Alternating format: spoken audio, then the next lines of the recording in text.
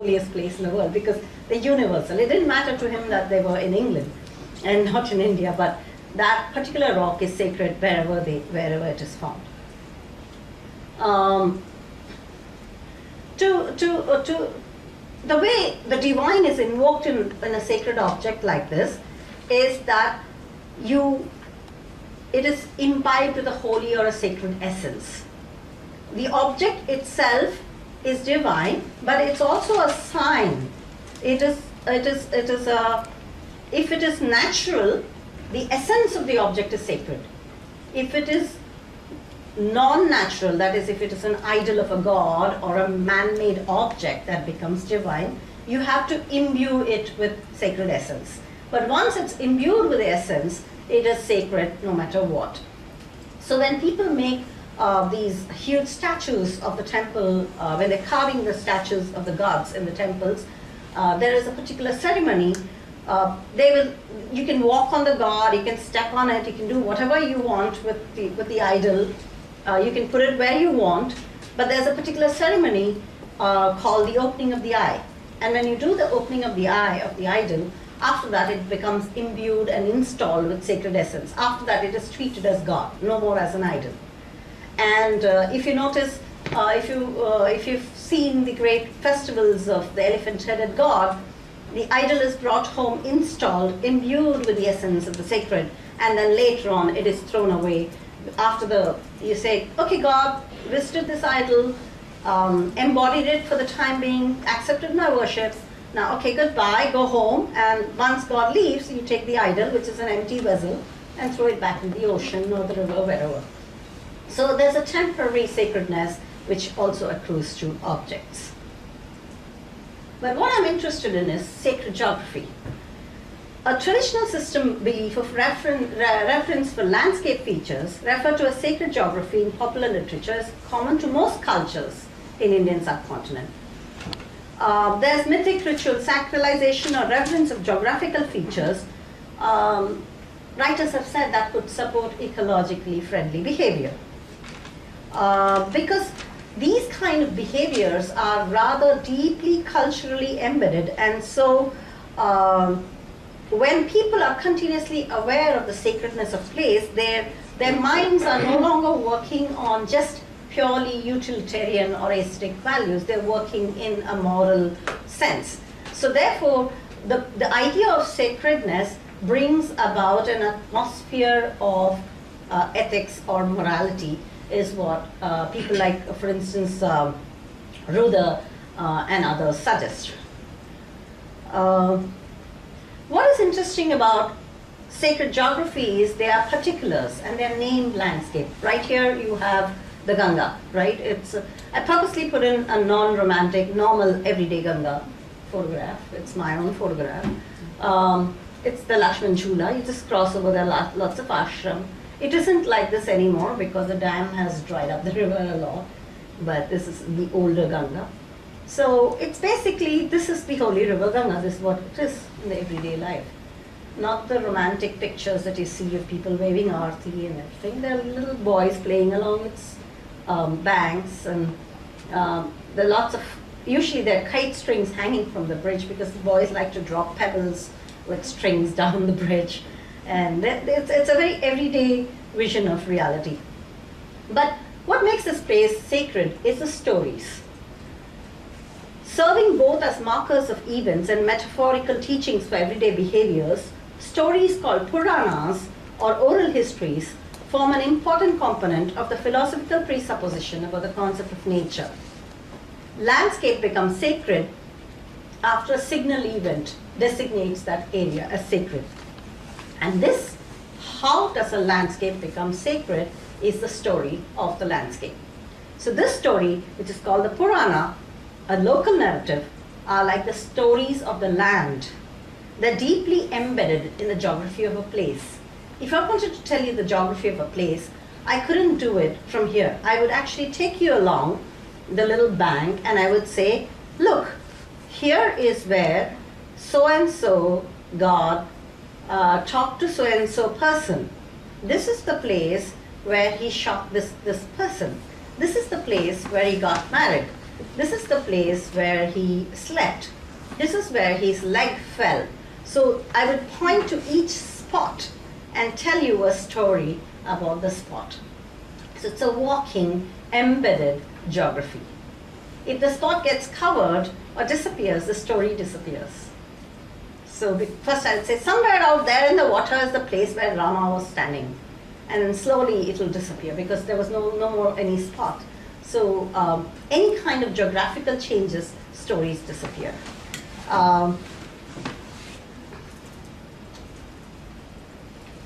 So look at the idea of place. The idea of place in India is basically twofold. The first we can call as accommodative place. And the second kind of place is called designated place. We have two terms for them in Sanskrit. The first is called sthala, which is basically land surface or surface. The second conceptualization is called sthana. The word sthana is more like spot or place and refers to a designated location and a term that also performs an indexical function. So it is not place order, not in the way we talk of place. So we have two words for place in Indian thought, and which already complicates the problem for us. Because you have land as thala, accommodative place, and land as sthana. So it's very interesting that the oral narrative of a sacred place will start to refer, these place-making myths start to refer to these places, sacred places, at two levels. At the first level, they will tell you about the extent of the place. They will tell you about how the place is spread and what are its markers, which is the sthala. It is called the Sthala Purana. So they will say, this is the footprint of the goddess. And they will show you, this is her big toe and this is her heel. Can you see this little dump there? That's the heel, and that little rock, that's her foot, that's her toe. So from there to there is the footprint of the goddess. So they would actually point out to two parts. That is the sthala or the tirtha sthala or the sacred place. Then they would say, then they would use something called sthana mahatmya or the greatness of the foot. They would talk about what happened there because of the goddess. So there's an origin myth which will talk about how the goddess stepped there on a wicked demon and her heel got impressed and a big toe got impressed, and therefore it's a very sacred place, and that's the origin myth. I'm just making up a story, so it's not a real story, but it would be an origin myth. But then there would also be another story which said so and so was without any issue, did not have any children, and he was very sad, and somebody told him, go to the goddess footprint and pray and you will get children. And so he went to the goddess footprint, and a snake came there and blessed him. And then 2 years later, he had 3 sons or whatever. So this would be the mahatmya or the importance of the designated place. So you first describe the accommodation or the extent of your sacred place, and then you designate it with values and with stories. So there are 2 levels of myth making happening. 1, the origin of the place. 2, the importance of the place. So you have a Sthala Purana which talks about the thing, and then you talk about Sthana Mahatmya or Sthala Mahatmya sometimes, the importance of the place. So there are secondary narratives. The original narrative does not change. The original narrative happened way back in some mythical time when goddesses walked the land. They never change. It continues to be the same. But what is interesting in my study of sacred places is that every year you go back, the designated Puranas, the designated thing becomes more and more recent. Last year, last month, in the past, just a few days ago. So the myths keep adding to the larger myth. There are some very important myths. There's this, apparently there's this goddess temple in Tamil Nadu. It's very interesting because smallpox is caused by the goddess visitation, okay? And every time a child has measles, what we do is we take, after the child is cured of measles, we take cool yogurt rice, sour yogurt rice, which is called curd rice, and offer it to the goddess as a coolant. We believe that measles is a heating thing, and so the people go and give curd rice to the goddess. So that's a ritual practice of cooling down the goddess, because the goddess has visited, she causes fever, she causes measles, and then you give her the cool stuff so she cools down and she goes away.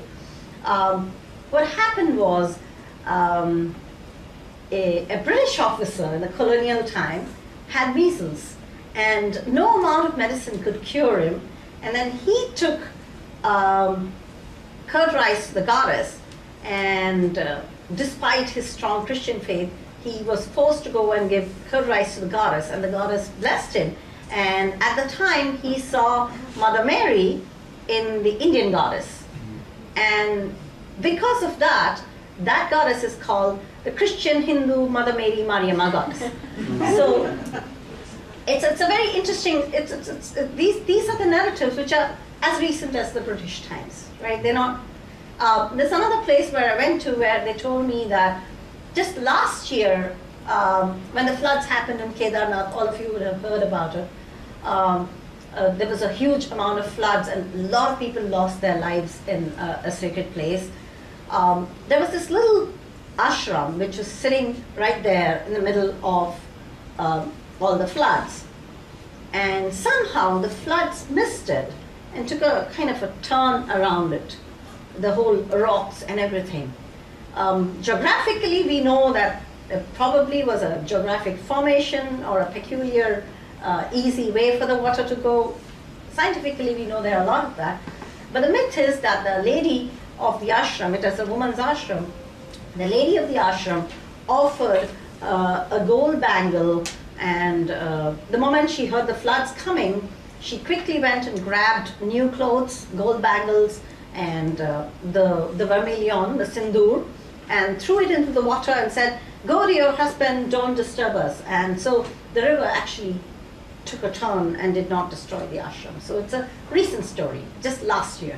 So every time you go back, you will find the placemaking myths become added, and they're actually very, very contemporary. And that's what makes sacred places interesting. It's not the myths of origin. The myths of origin are a problem, but the myths of greatness or mahatmya, or the designation of value to these sacred places, make it alive and real for people. They're not some antique, old mythological places which no longer have any value except as sort of artifacts of some ancient culture. They're actually living myths, and people still believe in them and practice, use practices around them. Let's look a little more at the idea of nature revered as landscape and the placemaking narratives. I'm going to ask two questions here. Would such beliefs about sacred landscape and presuppositions encourage actions that further environmental causes? Are religious and cultural associations created by such narratives have popular, tangible impact on the values of resources or discourse of environmental conservation? That's the question I want to ask. So two of the popular notions of Indian thought is one, which I talked about, the sacred geography, and the second is another thought which I'll again talk about, nature as earth, because Mother Earth or nature as earth goddess is a very popular idea in Indian philosophy. We have a name for the earth goddess, and unlike Gaia, she's not, she doesn't eat her children, or she doesn't get upset with her children. She's a very loving, kind mother goddess. So I'm going to unpack these two popular themes and look and see if actually plays as with the placemaking narratives and the sthana and the sthala, as I talked about, are tenable environmentally, pro-environmentally positive conceptualizations, or is there something else we can look into, and are they different from that?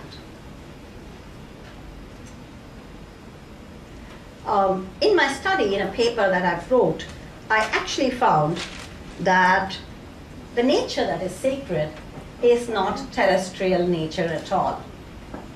Nature that is actually